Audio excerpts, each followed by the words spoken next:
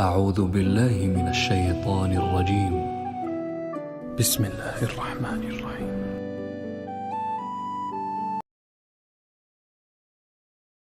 حکیم نے بھی سورہ آل عمران کے آخری رکوع میں ذکر کو سب سے پہلے اور سب سے اہم عامل کی حیثیت سے شمار کیا ہے۔ چنانچہ اس کی پہلی آیت جو ہے سورہ آل عمران کے آخری رکوع کی، اس میں تو وہی مضمون جو میں بیان کر چکا وہ آیا ہے، ان فی خلق السماوات والارض واختلاف اللیل والنہار لآیات لأولی الالباب۔ یقیناً آسمان اور زمین کی تخلیق میں اور دن اور رات کے الٹ پھیر میں نشانیاں ہیں ہوش مندوں کے لیے۔ ان کے ذریعے سے انسانی شعور کے اندر وہ معرفت رب اجاگر ہوگی۔ وہ پہلا مرحلہ اب اس نے طے کر لیا، وہ ڈورمنٹ معرفت اب ایکٹیویٹ ہو گئی۔ اب مزید فکر کا مرحلہ ہے جو اگلی آیت میں آیا ہے، الذین یذکرون اللہ قیاما وقعودا وعلی جنوبہم ویتفکرون فی خلق السماوات والارض ربنا ما خلقت ھذا باطلا سبحانک فقنا عذاب النار۔ یعنی تفکر جو ہے ویتفکرون فی خلق السماوات والارض، وہ تفکر کرتے ہیں، غور و فکر کرتے ہیں آسمان اور زمین کی تخلیق میں، لیکن اس تفکر کے ساتھ لازماً ذکر اور ذکر مدام، ذکر بھی وہ کہ جو مستقل ہو، ہر حالت میں ہو۔ الذین یذکرون اللہ قیاما وقعودا وعلی جنوبہم، وہ لوگ کہ جو اللہ کو یاد رکھتے ہیں، اللہ کا ذکر کرتے ہیں، کھڑے ہوئے بھی، بیٹھے ہوئے بھی، اور اپنے پہلوؤں کے بل یعنی لیٹے ہوئے بھی۔ اب ان تین کے سوا تو کوئی پوزیشن انسان کی نہیں ہے، اسی کا نام ہے دوام ذکر۔ اور اس کے ساتھ اگر وہ تفکر کرتے ہیں تو ان کا فکر اگلی منزل تک پہنچتا ہے۔ تو پہلی شے تھی فکر انسانی کی صحیح رخ پر مزید پیش قدمی اور پیش رفت، اور اس کے لیے لازم ہے ذکر و فکر کا امتزاج۔ دوسری چیز کو لیجئے عمل کی درستی۔ اس عمل کی درستی کے لیے اللہ تعالی کے ساتھ ایک گہرے تعلق کی ضرورت ہے، اس لیے کہ صبر کی بحث میں یہ مضامین شاید آپ کے سامنے آ گئے ہوں کہ صبر جہاں مصیبت پر صبر ہوتا ہے، تکلیف پر صبر ہوتا ہے، اللہ کے احکام پر جمنا یہ بھی صبر ہے، نفس کی خواہشات کی باغ کو تھام کر رکھنا، کھینچ کر رکھنا یہ بھی صبر ہے، اور استقامت کسی شے پر قائم رہنا یہ بھی صبر ہے۔ تو عمل صحیح پر استقامت کے لیے وَاصْبِرْ وَمَا صَبْرُكَ إِلَّا بِاللَّهِ، اس صبر کی سب سے اہم جو بنیاد ہے، اس کا جو سب سے بڑا ذریعہ ہے، اس کا جو سب سے بڑا سہارا ہے، وَمَا صَبْرُكَ إِلَّا بِاللَّهِ، اس کے لیے ضرورت ہے ایک گہرے تعلق کی کہ اللہ کے ساتھ ایک ایسا تعلق برقرار رہے جو نہ صرف گہرا ہو بلکہ دائم و قائم ہو، مسلسل۔ ذرا ذہول ہوگا تعلق مع اللہ میں، ذرا کمی آئے گی، شیطان کا وار کاری ہو جائے گا۔ اسی کو حضور نے حدیث میں یوں تعبیر کیا ہے تمثیلاً کہ جو دل اللہ کی یاد سے غافل ہے اس پر، فارسی کا وہ مقولہ بھی ہے کہ خانہ خالی را دیو می گیرت، گھر خالی رہے تو جنات اس پر دیو جو ہے آ کر قبضہ جما لیتے ہیں۔ تو خانہ قلب جو ہے اگر یاد خداوندی سے خالی ہو گیا تو شیطان ابلیس لعین اپنی تھوتنی ٹکا دیتا ہے۔ یہ لفظ آتا ہے سور کے منہ کے لیے تھوتنی، جس طرح اس کا نکلا ہوا سا منہ ہوتا ہے آگے، تو یہ لفظ استعمال کیا گیا کہ وہ اپنی تھوتنی انسان کے دل پر جما کر اور پھونکے مارنی شروع کر دیتا ہے۔ تو شیطان کو موقع ہی تب ملتا ہے جب انسان کے تعلق مع اللہ کے اندر کمی ہو۔ وہ خانہ بالکل خالی ہو گیا ہو یا اتنا ضعیف ہو گیا ہو کہ کل عدم ہو جائے، گویا کہ نہیں۔ تیسری چیز کی طرف آئیے، روحانی ترقی۔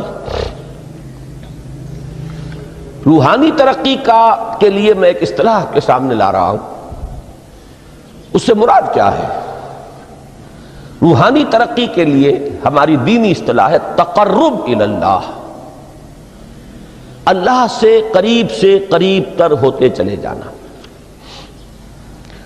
اس پر میرا ایک کتابچہ بھی ہے، تقرب الی اللہ کے دو مدارج، دو درجے، جو در حقیقت ایک حدیث نبوی علیہ الصلوۃ والسلام ہی پر مبنی ہے کہ حضور نے ایک درجہ قرار دیا ہے تقرب بالفرائض، فرائض کے ذریعے سے انسان اللہ کا قرب حاصل کرے۔ ایک ہے تقرب بالنوافل، نوافل کے ذریعے سے اللہ کا قرب حاصل کرے۔ ان میں کیا نسبت و تناسب ہے، اہمیت کے اعتبار سے کون بڑھ کر ہے، بلندی کے اعتبار سے کون بڑھ کر ہے، یہ تمام مسائل میں نے اپنی اس تقریر میں بیان کیے تھے جو اس کتابچے میں شائع ہوئی ہے۔ اس وقت میں اس کی تفصیل میں نہیں جا رہا، صرف یہ تذکرہ اس لیے کر رہا ہوں کہ جن کو بھی خواہش ہو جائے وہ اس کا مطالعہ کرے۔ ہماری اس وقت کی گفتگو سے وہ کتابچہ اس جگہ پر منسلک ہوگا۔ تو تقرب الی اللہ، یہ تقرب کوئی فزیکل فینومینن نہیں ہے، جسمانی یا مادی مسئلہ نہیں ہے۔ اللہ سے قرب یہ نہیں ہے کہ کوئی کروڑوں میل کا فاصلہ ہے، اب ہمیں کوئی رسی پر چڑھنا ہے اوپر بڑی محنت اور مشقت سے۔ فصل تو ہے ہی نہیں، فاصلہ ہے ہی نہیں، بعد ہے ہی نہیں۔ نحن اقرب الیہ من حبل الورید، ہم تو انسان سے اس کی شہرگ سے بھی زیادہ قریب ہیں۔ ہوا معکم اینما کنتم، وہ تو تمہارے ساتھ ہی ہوتا ہے جہاں کہیں بھی تم ہو، بس صرف یہ کہ تمہاری توجہ نہیں ہوتی، تم اور چیزوں میں مشغول و مصروف رہتے ہو، تم ہماری طرف دھیان ہی نہیں دیتے، تم ہماری طرف متوجہ ہی نہیں ہوتے۔ ہم تو مائل بے کرم ہے، کوئی سائل ہی نہیں، راہ دکھلائیں کسے رہنو منزل ہی نہیں۔ انسان جب متوجہ ہو جاتا ہے اور بڑھتا ہے، آگے پیش قدمی کرتا ہے روحانی اعتبار سے، تو یہ ہے در حقیقت تقرب الی اللہ، اور اسی کو ہم کہیں گے روحانی ترقی۔ اب ان تین چیزوں کو اگر آپ نے ذہن میں جما لیا، پھر میری بات کی ترتیب اس کو ذہن میں قائم کیجئے۔ ہم چلے کہاں سے کہ دین کے ساتھ اصل مناسبت فلسفے کی نہیں، حکمت کی۔ نمبر 2، حکمت قرآنی کا پہلا اور اہم ترین اور بنیادی مسئلہ معرفت رب کا حصول ہے۔ اس کا نتیجہ شکر خداوندی ہے، اس کا ذریعہ آیات آفاقی، آیات انفسی، اور سب سے بڑھ کر آیات قرآنیہ ہیں جو الذکر ہے، جو تذکرہ ہے، جو ذکرہ ہے۔ لیکن اس پہلے مرحلے کو اگر کوئی انسان بفضل ہی تعالی، اللہ کے فضل و کرم سے طے کر لے، اب اس کے سامنے تین مسئلے، فکر کی مزید پیش رفت، مزید پیش قدمی صحیح رخ پر، اس کے لیے ذکر اور فکر دونوں کا امتزاج لازمی ہے۔ فقر قرآن اختلاط ذکر و فکر۔ الذین یذکرون اللہ قیاما وقعودا وعلی جنوبہم ویتفکرون فی خلق السماوات والارض۔ دوسری شے عمل کا درست رہنا، نہ افراط و تفریط ہو، عدم توازن ہو، نہ انسان نفس سے مغلوب ہو جائے، نہ انسان جذبات کی رو میں اندھا ہو جائے، نہ انسان ماحول سے مرعوب ہو کر متاثر ہو جائے، صحیح رخ پر اس کا عمل۔ نمبر 3، روحانی ترقی، جو اصل حاصل ہے، جو اصل مقصود ہے۔ نمبر 2 چیز کے لیے تعلق مع اللہ ضروری، نمبر 3 کے لیے تقرب الی اللہ ضروری۔ اب غور کیجئے، ان تینوں چیزوں کا بڑا گہرا تعلق ہے نماز کے ساتھ۔ ان تینوں کے لیے ستون کی حیثیت نماز کو ہے۔ لہذا ایمان کے بعد یا معرفت رب کے بعد حکمت دین کا اہم ترین مسئلہ نماز، صلاۃ۔ اس لیے کہ ایک طرف یہ انسان کو اللہ کے ساتھ ایک گہرے تعلق کا ذریعہ فراہم کرتی ہے، اپنے تمام مصروفیات میں سے ان مشغولیتوں میں جن میں گم ہونے کا خدشہ ہوتا ہے نکلو، 24 گھنٹے کے معمولات میں سے کم 5 مرتبہ تو لازماً نکلو اور اپنے آپ کو ذرا، اپنے حواس کو بھی، اپنی باطنی کیفیات کو بھی ذرا تازہ کرو۔ اگر کوئی گندگی، نجاست، کسی طرح کی ناپاکی کا کوئی معاملہ ہے، طہارت حاصل کرو۔ طہارت سے تمہارے اندر روح کو بھی بالیدگی ہوگی، تمہارے حواس بھی تازہ ہوں گے، تم گویا کہ بحیثیت کل تمہاری ہستی چاق و چوبند ہو جائے گی۔ وہ کسل، وہ سستیاں، وہ جو ایک کثافتیں ہوتی ہیں، ان سب سے نجات حاصل کرو اور اب اپنے رب کے حضور میں کھڑے ہو جاؤ، اس کے ساتھ اپنا عہد بھی تازہ کرو، اس کی اہم صفات کو بھی اپنے ذہن میں پھر مستحضر کرو۔ یہی وجہ ہے، دیکھیے میں نے جو آیات آپ کو شروع میں سنائی تھی، سورہ لقمان کی 2 آیتیں، پہلی آیت میں اس کا ترجمہ کر چکا، دوسری آیت وَلَقَدْ وَإِذْ قَالَ لُقْمَانُ لِابْنِهِ وَهُوَ يَعِظُهُ يَا بُنَيَّ لَا تُشْرِكْ بِاللَّهِ إِنَّ الشِّرْكَ لَظُلْمٌ عَظِيمٌ۔ اس کے بعد درمیان میں کچھ مضمون آ کر پھر وہ آیہ مبارکہ آئی، یا بنی اقم الصلاۃ وامر بالمعروف وانہ عن المنکر واصبر علی ما اصابک۔ گویا کہ اہم ترین چیز، بنیادی ترین چیز، اللہ کو محض پہچان لینا کافی نہیں ہے، یاد رکھنا ضروری ہے۔ اللہ یاد رہے گا تو فکر صحیح آگے بڑھے گا، اللہ یاد رہے گا اور اس کے ساتھ ایک گہرا تعلق جو ہے برقرار رہے گا تو عمل درست رہے گا۔ بالکل یہی بات سورہ طٰہٰ میں جو پہلی وحی حضرت موسیٰ علیہ السلام پر ہوئی اور پہلا مخاطبہ ہے، چونکہ حضرت موسیٰ کو یہ انبیاء کرام کے مقدس گروہ میں ایک امتیازی حیثیت حاصل ہے کہ ان سے براہ راست گفتگو ہوئی ہے، اگرچہ صرف ایک پردہ تھا، اوٹ من ورائے حجاب گفتگو ہوئی ہے، لیکن یہ کہ کوئی فرشتے کا درمیانی جو ہے وہ لنک نہیں تھا، براہ راست اللہ تعالیٰ نے حضرت موسیٰ علیہ السلام سے کلام فرمایا۔ کلم اللہ موسیٰ تکلیما، موسیٰ سے تو اللہ نے کلام فرمایا جیسے کہ کلام کیا جاتا ہے۔ تو پہلا مخاطبہ ہے، یہ پہلا مکالمہ ہے، پہلی وحی کہیے، اسی میں یہ الفاظ بھی موجود ہیں، اننی انا اللہ لا الہ الا انا فاعبدنی واقم الصلاۃ لذکری۔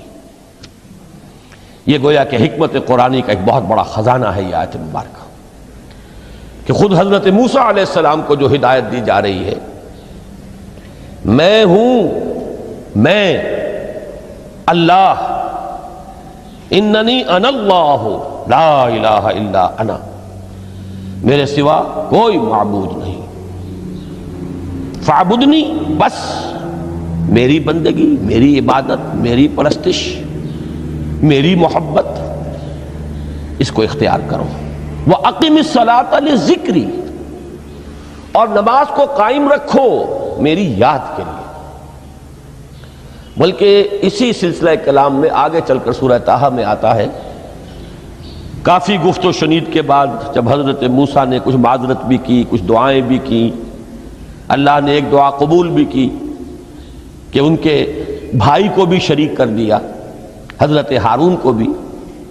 اس کے بعد پھر جب فرمایا کہ اب جاؤ فرعون کی طرف، تو اس میں فرمایا وَلَا تَنِيَا فِي ذِكْرِي، اور دیکھنا یہ جو عظیم مشن تمہارے کندھے پر آ گیا ہے، بڑا بھاری اور کٹھن ایک فرض ہے جو تم پر عائد ہو گیا ہے، اس کے لیے سب سے بڑی تمہارے پاس جو قوت کا ذریعہ ہے وہ نماز ہے۔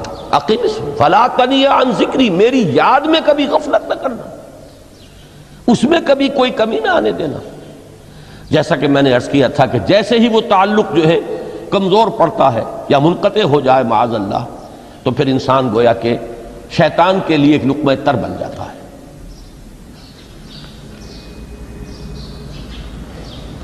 اب آپ غور کیجئے، تیسری شے تقرب الی اللہ،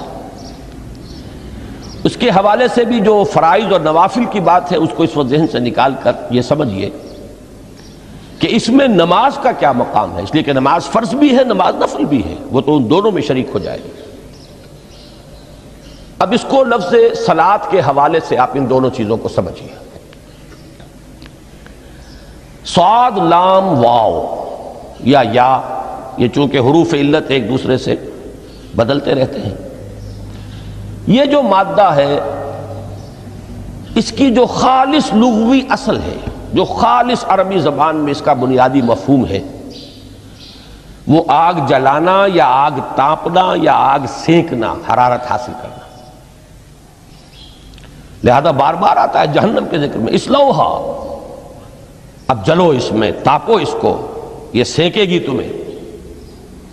بلکہ تفتلون کا لفظ آیا ہے حضرت موسیٰ کے کلام میں، جب وہ گئے تھے کوہ طور پر، جب پہنچ گئے تو تھے آگ تک کی تلاش میں، لعلکم تستلون، تو اپنے اہل خانہ سے یہی کہا تھا کہ مجھے کہیں وہ روشنی نظر آ رہی ہے، غالباً کوئی وہاں سے آگ مل سکے گی، ورنہ یہ کہ کوئی رہنمائی کو رستہ مجھے مل سکے گا، میں وہ آگ لے آؤں گا، کوئی چنگاری وہاں سے لے آؤں، لعلکم تستلون، تاکہ تم، اب یہ اصطلاح در حقیقت باب افتعال ہے، اور یہ تے یہاں پر توئے کی شکل اختیار کر گئی، تا نے توبن کی صورت اختیار کی صاد کی وجہ سے۔ بہرحال اس کا سب سے بنیادی مفہوم جو ہے وہ ہے تاپنا، سکائی حاصل کرنا، حرارت۔ اس کے حوالے سے سمجھ لیجئے کہ سب سے بنیادی تعلق اس کا جو ہے وہ روح کے ساتھ ہے۔ روح میں محبت خداوندی کی آگ اگر ٹھنڈی پڑ گئی ہو، اگر محبت خداوندی کی حرارت میں کمی ہو رہی ہو، تو اس کو اثر نو، جس کو کہ میں آج سوچ رہا تھا تو ایک لفظ ذہن میں آیا کہ جیسے بیٹری اس کو ریچارج کیا جاتا ہے، اسی طریقے سے روح کے اندر محبت خداوندی کی اس حرارت کو اثر نو تازہ کرنا، یہ ہے در حقیقت نماز کا اصل مقصد۔ اس لیے کہ اس لفظ کا بنیادی مفہوم، اصل لغوی مفہوم تو یہ، اگرچہ اس کا سب سے زیادہ کثرت سے جو استعمال ہوتا ہے، اور لفظ صلاۃ جس سے در حقیقت جس تصور پر مبنی ہے وہ ہے اقدام، کسی کی طرف متوجہ ہونا اور پھر دعا۔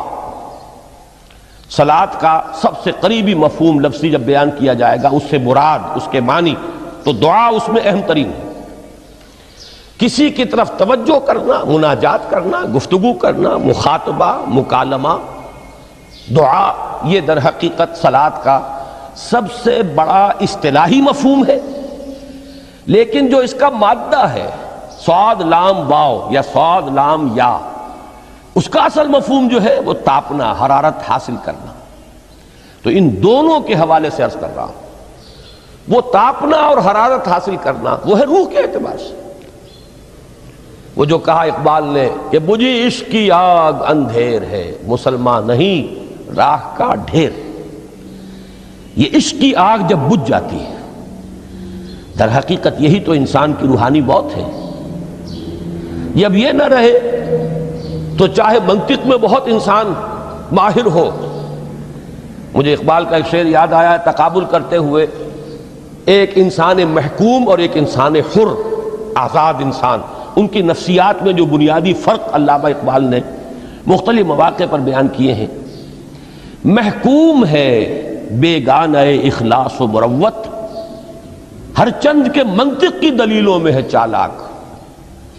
تو منطق کی دلیلوں میں انسان چالاک ہو جائے اور وہ لغت ہائے حجازی کا وہ ایک خزانہ بن جائے، اسے تمام الفاظ کے معنی یاد ہو، وہ بڑے مسائل فقہ کے اسے ازبر ہو، جزیات، بے انتہا جزیات جو ہیں وہ مستحضر ہوں، فلسفے کے بڑے بڑے مسئلے اس نے حل کر لیے ہوں، لیکن اگر روح میں وہ اللہ کی محبت کی آگ نہیں ہے، وہ تپش نہیں ہے، بجھی عشق کی آگ اندھیر ہے، مسلمان نہیں راکھ کا ڈھیر ہے۔ اسی کے حوالے سے آج مجھے یاد آیا تھا کہ وہ جو بڑی سادہ سی ایک نظم ہے، اللہ تعالیٰ سے دعا یا رب دل مسلم کو وہ زندہ تمنا دے، اس میں بھی جو الفاظ آئے ہیں جو روح کو گرما دے اور قلب کو تڑپا دے، یہ ہے اصل جو مقصود ہے نماز کا۔ اور یہی وہ چیز ہے جیسا کہ میں نے عرض کیا تھا کہ نگاہوں سے اوجھل، یہ پہلو سامنے ہے ہی نہیں، دوسرا پہلو سامنے ہے اور وہ بھی میرے نزدیک بہت اہم ہے، بہت بنیادی ہے، اس میں کوئی شک نہیں، لیکن یہ ہے بلند ترین منزل کہ تقرب الی اللہ، اس کے لیے در حقیقت یہ کس لیے درکار ہے؟ روح کے اندر عشق کی حرارت اور گرمی تازہ ہو جائے۔ بسا اوقات یہ اندر دب جاتی ہے، جیسے انگارہ ہوتا ہے آگ کا، اس کے اوپر خاک اور راکھ آ جاتی ہے، اندر کچھ ہوتی ہے، آگ دبی ہوئی سمجھ، آگ بجھی ہوئی نہ جان، اس دبی ہوئی آگ کو پھر ایک شعلہ بنانا، پھر اس کے اندر ایک حیات تازہ پیدا کرنا، یہ ہے نماز کا اہم ترین اور بلند ترین مقصد۔ لیکن اس کے ساتھ ہی اس نماز میں ذکر ہونا، اس کا یہ ذکر ہے، اور ذکر کی جب میں فہرست بیان کیا کرتا ہوں بہت سے حضرات کے سامنے ہوگا کہ ذکر کا در حقیقت مفہوم ہے استحضار اللہ فی القلب۔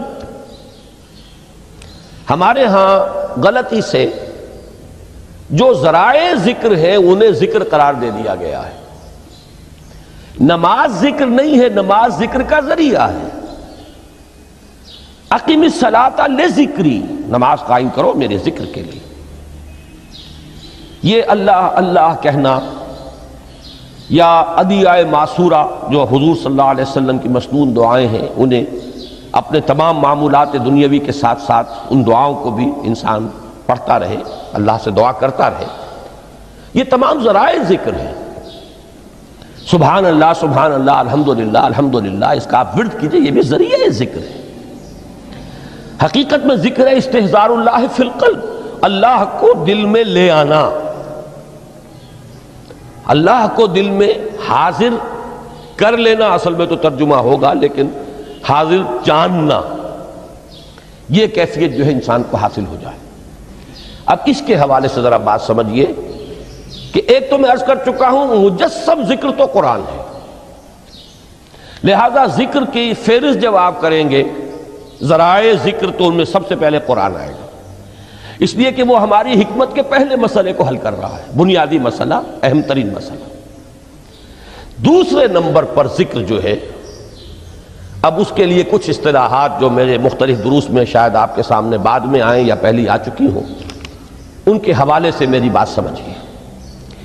ایک ذکر غیابی ہے، تھرڈ پرسن میں، صیغہ غائب میں اللہ کی یاد کرنا، اللہ اکبر اللہ اکبر اللہ اکبر۔ ابھی اللہ اکبر جو ہے یہ جملہ اسمیہ خبریہ ہے، ایک حقیقت کی تکرار آپ کر رہے ہیں، اللہ سب سے بڑا ہے، اللہ سب سے بڑا ہے، سبحان اللہ سبحان اللہ سبحان اللہ۔ یہ در حقیقت ذکر غیابی ہے کہ آپ اس میں مخاطب نہیں ہیں اللہ سے، ایک ذکر خطابی کہیں یا ذکر حضوری کہیں، جس میں مکالمہ ہوتا ہے، جس میں گفتگو ہوتی ہے۔ تو نماز در حقیقت ذکر حضوری اور ذکر خطابی کی بلند ترین شکل ہے۔ اس لیے میں نے عرض کیا تھا کہ نماز کے لفظ یا صلاۃ کے لفظ، یہ اصطلاحی معنی جو اکثر و بیشتر کیے جاتے ہیں وہ ہے دعا، اور دعا میں ہوتا کیا ہے؟ مکالمہ ہے، مخاطب، اے اللہ، اے میرے رب، اے پروردگار۔ پھر یہ کہ اس میں اقدام اور کسی کی طرف متوجہ ہونا، یہی وجہ ہے کہ افتتاح صلاۃ، نماز کو شروع کرنے کے لیے ایک تو وہ الفاظ جو قرآن مجید میں آئے ہیں، انی وجہت وجہی للذی فطر السماوات والارض حنیفا وما انا من المشرکین، یہ ہے توجہ کا ارتکاز،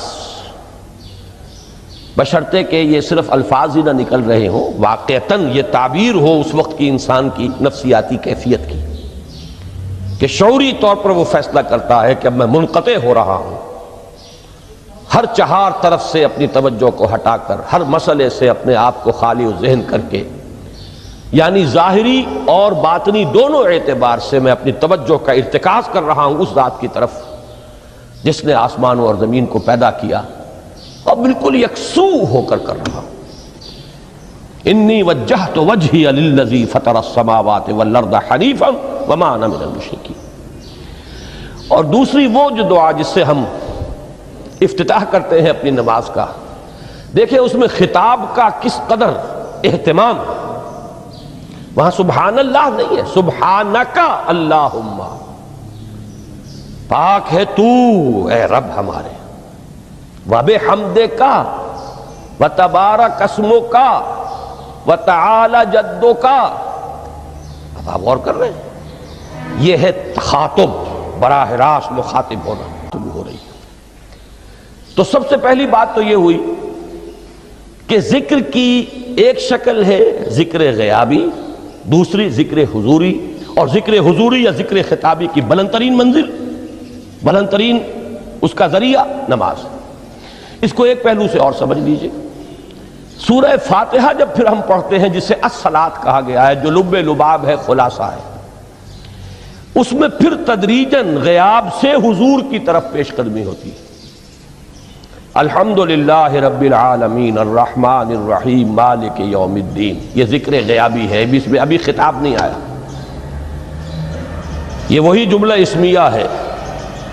کل تعریف اس اللہ کے لیے ہے جو تمام جہانوں کا پروردگار ہے، مالک ہے، جو رحمان ہے، رحیم ہے، جزا و سزا کے دن کا مختار و مالک ہے۔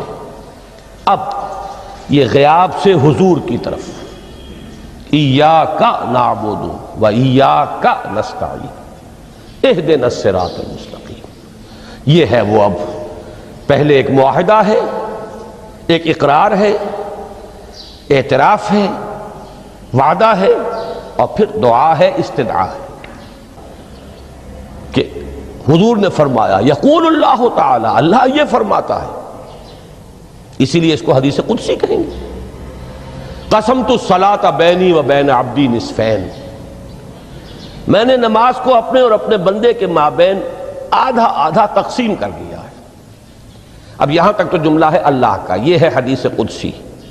اب آگے جو ہے نریشن اس کی جو ہے حضور صلی اللہ علیہ وسلم کی جانب سے ہے، یعنی خبر دے رہے ہیں وہ اللہ کی طرف سے ہی۔ ویسے تو تمام احادیث ہی گویا کہ ہم سمجھتے ہیں انسپائرڈ تو اللہ کی طرف سے ہی ہے، لیکن یہ کہ جہاں صراحت ہو کہ اللہ کہتا ہے وہ حدیث قدسی ہے۔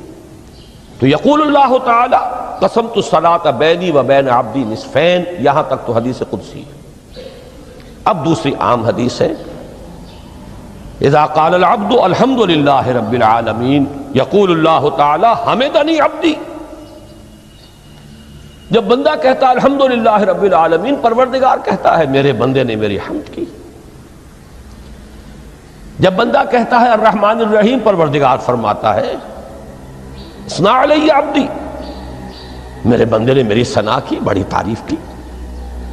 جب بندہ کہتا ہے مالک یوم الدین، اللہ فرماتا ہے مجدنی عبدی، میرے بندے نے میری بڑی بزرگی بیان کی ہے، تمجید کی ہے۔ پھر جب بندہ کہتا ہے ایاک نعبد و ایاک نستعین، اللہ فرماتا ہے ھذا ما بینی و بین عبدی ولعبدی ما سأل، یہ ہے میرے اور میرے بندے کے درمیان۔ یہ تو معاہدہ ہے نا، معاہدے میں تو دو فریق جکڑے جاتے ہیں، بند جاتے ہیں، یہ میرے اور میرے بندے کے درمیان ہے، اور میرے بندے نے جو طلب کیا میں نے دیا، اس لیے کہ اس میں طلب بھی تو ہے، ایاک نستعین، تیری مدد چاہتے ہیں، یہ طلب ہے۔ اسی کی شرح ہے جو اب آخری تین آیتیں ہیں، پروردگار ہم تیری مدد چاہتے ہیں، پروردگار ہم تیری ہی بندگی کرتے ہیں اور کریں گے، اور تیری ہی مدد چاہتے ہیں، چاہیں گے۔ اگر حال میں اس کا ترجمہ کریں گے زمانہ حال کے اعتبار سے، اس لیے کہ فعل مضارع میں تو دونوں موجود ہیں، شامل ہیں، تو یہ ایک اعتراف ہے، اظہار حال ہے۔ اللہ کرے کہ وہ واقعتاً صحیح اظہار حال ہو، ہم واقعی اللہ کی بندگی کرتے ہوئے یہ کہیں کہ ایاک نعبد، ورنہ اگر ہماری اصل صورتحال سے وہ مطابقت نہ رکھتا ہو تو پھر تو ایک طرح کا جھوٹ ہو جائے گا، غلط بیانی ہو جائے گی۔